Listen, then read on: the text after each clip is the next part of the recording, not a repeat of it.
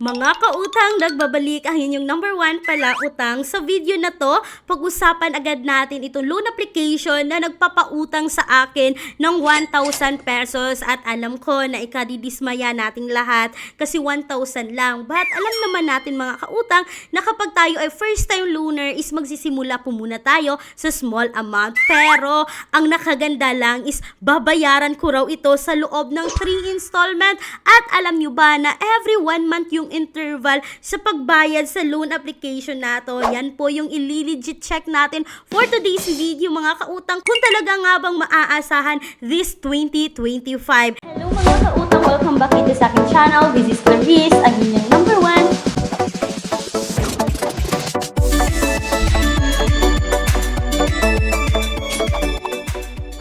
Pero bago yan mga kautang, itong loan application na to is naka-SEC registered. Yes mga kautang, ito po ay under ng Masaganang Buhay Finance Philippines Corporation. At hindi lang yan, dahil ito po ay submitting entities and accessing entities po sa CIC. So alam niyo na no, na kapag ganito yung makikita natin, basta ang isang loan application ay accessing and submitting entities sa CIC, makaka-apekto talaga sa credit score natin kapag hindi tayo makabayad on time.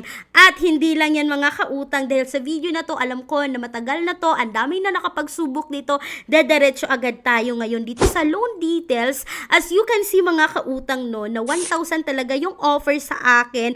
Tapos makikita nyo dito na meron siyang total fees na 360. So ibig sabihin sa 1,000 hindi ko ito buong makukuha ha, kasi may 360 na service fee. At makikita nyo ngayon dito no, sa installment plan na first installment ko po dito is September 20, 2025 na merong 450 pesos including na po dito yung interest na 120. Second installment is October 20, 2025 mga kautang na merong 450 din. Tapos yung third and last na pagbabayad raw dito ay November 19, 2025 na meron ding babayaran na 460 kasama na yung interest dito na 120 pesos. So napaisip ako mga kautang kung talaga nga bang legit na installment to. So alam nyo ba na kahit may service fee itong si Peso Loan, yes, it's all about Peso Loan, is ginab ko pa rin yung offer, pinagpatuloy ko pa rin yung pag-utang dito mga kautang, no? Kasi hindi na to bago sa akin. As you can see ngayon dito sa screen, way back November 8, 2024 is nakapag-apply ako dito but na-reject ako. So ngayon mga kautang, naka-pending po yung aking application dito kay Peso Loan, no? Ilang minutes lang yung inantay ko rito mga kautang at ito na nga, no? Still, na-decline pa rin po yung application ko dito kay Peso Loan. Kaya naghanap na lang ako mga kautang ng pwede kong maibigay sa inyo na pinaka-latest review about this loan application, kasi ako hanggang ngayon hindi ma-approve dito kay Peso Loan, pero ang dami kong nakitang mga reviews na okay na raw autangan ito loan application na to. Anyway mga kautang, iba ako kasi yung hinahanap ko talaga na ratings and review is yung mga nagbibigay talaga ng 1 star. Hindi dapat tayo nakadepende doon sa mga nagbibigay ng 5 stars, kasi alam naman natin na mostly sa mga nagbigay ng 5 stars is bayad yan. So ito'y given noong June 18, 2025, sabi ng isang commenter, high interest sa 1,000 mga kautang, has 500 pesos na interest, got the loan fast and need cash badly. So fast approval naman, but the interest is so high, loan is divided into 4 terms, but in the first term, you have to pay almost half of your full loan. For example, nagbigay siya ng example, sa 15,000 ko no, you have to pay almost 10K in the first term.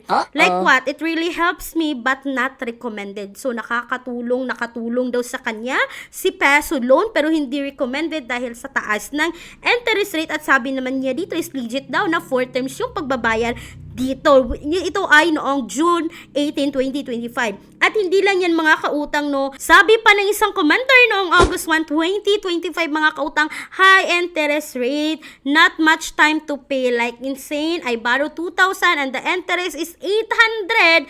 I struggle to pay because short-term repayment. So, bakit nasabi niyang short term? So, ibig sabihin, hindi siya installment. Ito mga kautang, nakahanap ako noong June 27, 2025. Sabi niya, this is a good app only if you have extension for first payment which is 7 days. Sabi niya, 7 days lang raw. At hindi lang yan mga kautang, nagkalkal pa talaga ako dito, no. May nakita akong comments noong June 29, 2025. Sabi niya, wag kayong mag-install ng app. I borrow 1,200. Yung na-receive daw niya is 1,020. Tapos, merong service fee. Tapos, only 12 days lang daw, nababayaran niya ng 1,300 for 12 days lang raw. And they keep calling and sending messages even it's not the overdue yet. Hala, nagte-text at nagtatawag na raw si Peso Loan kahit hindi nyo pa overdue mga kautang. So, ang dami kong mga nabasang mga negative side about this loan application, pero ang dami na namang positive side mga kautang, no. And sad to say, hindi ko nga siya masyadong mabigay sa inyo kasi iba-iba naman yung mga nagbigay ng comments. May nagsasabing 7 days, may nagsasabing 12 days, may nagsasabing totoo na installment. Kayo dyan mga kautang, kung na-approve kayo dito ngayon kay Peso Loan, you can share your experience, no? Mag-comment na kayo sa baba para may chance na makasali sa ating pa-free GCash giveaway. And by the way mga kautang, magbibigay lamang po ako ng 2 days, no, para ma-claim nyo na ang inyong prizes. So please, you can message me sa aking official Facebook page, Clarice Instant Loan Reviews mga kautang. Doon kayo mag-send ng screenshot na kung kayo po ay may free GCash. So mga kautang, for me, hindi ko ma-recommend ngayon itong si Peso Loan, but magbibigay tayo ng next update dito, no. Kung kayo ay may experience dito mga kautang, please don't forget to comment. At alam ko, naghahanap kayo ng legit talaga na utangan. Yes, may mga alternatives tayo na apply direct website, pero hindi ko sinasabing utangan agad ha. Please do a research pa rin. You can visit my description box or sa pinned comment section ng video na to. And speaking sa bank personal loan na palagi kong paulit-ulit na binabanggit sa mga bawat video ko, yes mga kautang, no, legit po ito na bangko, nag-offer ng minimum of 20,000, maximum of 2 million pesos.